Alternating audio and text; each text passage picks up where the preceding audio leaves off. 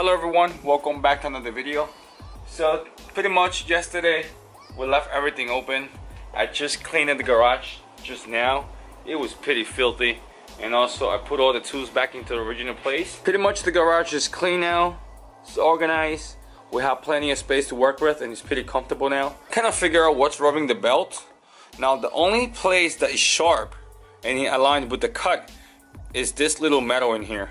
I'm not really sure why it's doing that, but the belt is supposed to sit tight.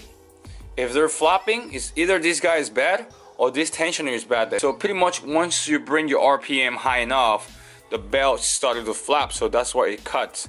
I'm not really sure yet, but where I'm looking at, that's the only place. The top, it can be, it's not sharp.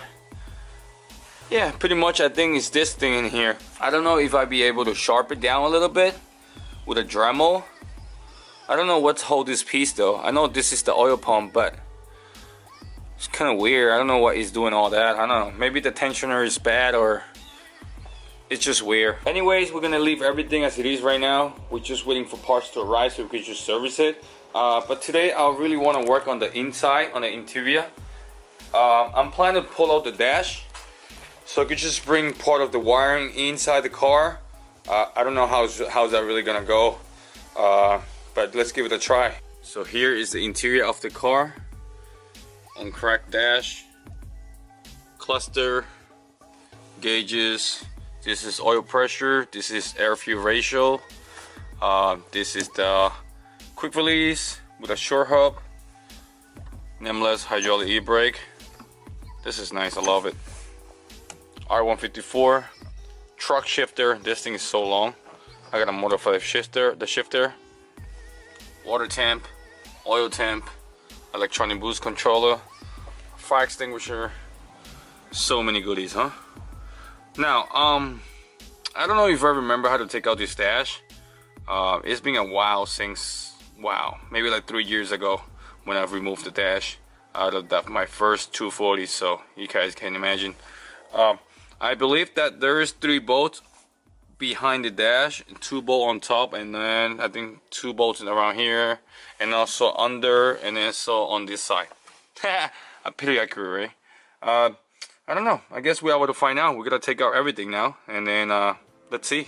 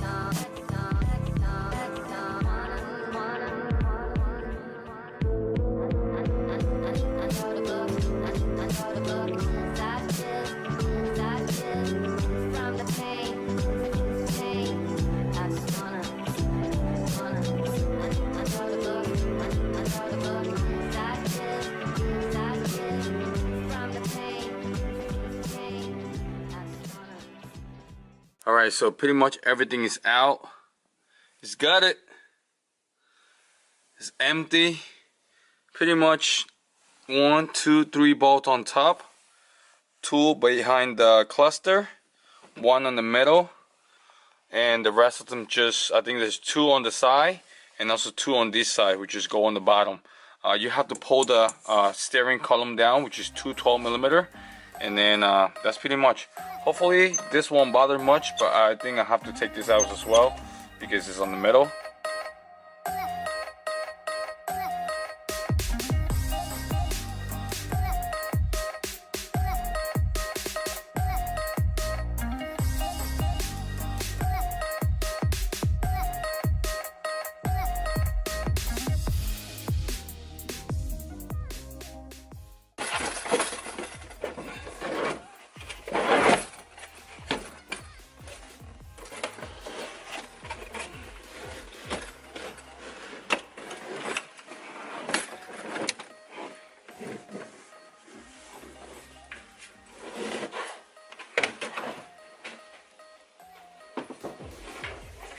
Alright, so pretty much the dash is out. You just gotta play with that a little bit, you know, and it should come out easily.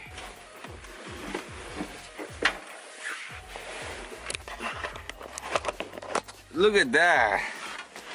How clean is it? With no dash. Straight race car. Crazy, huh? I'll probably find like a maze in here or something. Woo! Man, this thing is the pain. Okay, so pretty much all the wiring on the passenger side was pretty simple. I just pulled everything out from this box. So everything that was going around here, like under the frame, I mean not the frame, under the chassis, was going into this box. So I literally just, I went in there, I took out this box, I unplugged it, and I just dragged that all the wires, you know, out of this hole. So there was a plug in here, which is this one. Simple on both this one, and everything comes out as it is. See, pretty much on the driver's side it's gonna be a little more complicated. I don't know, this seems like it's connected to the upper harness, like, I don't know, this one over here, I believe. I don't know if I be able to unplug anything and just drag it out. I gotta see, because man, there's no way that I'm gonna bring all that wire into that little hole over there. So it should be a plug somewhere that you just, you know, unplug and then just pull it out as one harness. Alright, so here's a little update. I know it's a mess, but you know, I figure out something here. Now this harness, right, goes to that one over there. Okay, this is the driver's side. All that wiring that was tucked into the chassis is connected to that. Now, one thing, guys, I'm gonna try to save you guys some real work.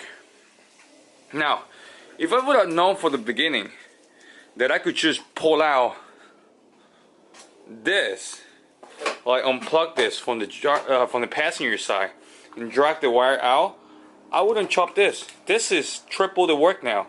I could have just take it out from over here, bring it, take out all the fuses and stuff around the car, goes around it, take everything out of this hole, and everything is on this side. Now this harness is the next one that I'm pulling out right now, which is this one. So imagine how easy it is. Just pull out, you know, make it look nicer, plug it back in into the car. Man, this is so complicated. I make my life a lot harder. I guess life experience, who knew, you know? So here we go, guys. So this harness, this goes into your ignition system. This come with the, you know, ground, alternator, constant 12 volts, whatever, your headlights and shit, you know. Alright, I got some bad news over here. I know you guys were about to do all that I would just said, but never mind. I found a bigger problem. You see, all that wire is connected to this box over here. I didn't even see that. So I might have to either release that box. I don't know, is there plug and play or something? No, there's like so many things in there that I couldn't even see. There's a big chunk of fuses and stuff. Oh man, this is gonna be a long day.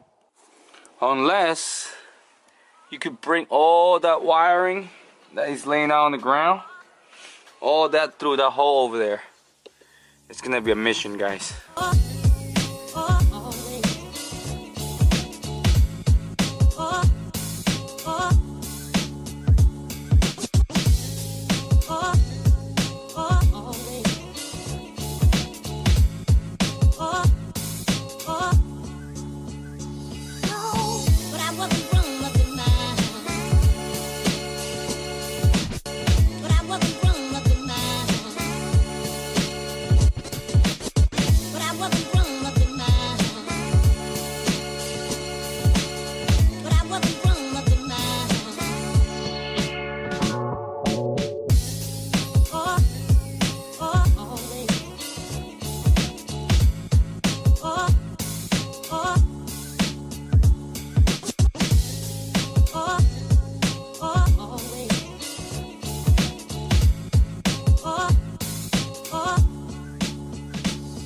Hey guys, guess what? So the whole harness, it did actually fit through this hole over here by the cabin. Look at all that. I'm just so hyped up. Here's all the fuses, all the line, the whole wiring went through there. Pretty much what's left to do now is organize everything, make sure that everything sits nice and tight, and also put this side. Where's that? The wire that I split. Put everything back together. We should be good to go. I get all that back that I have to save because you don't have to cut the wire in two. Just to let you guys know. You just got to be very detailed and pull every fuse out of the brackets over here and slide it through there. You know, make sure that the fuse heads go first and then the wire, and then you'll be good to go. Oh my God, I'm just so excited.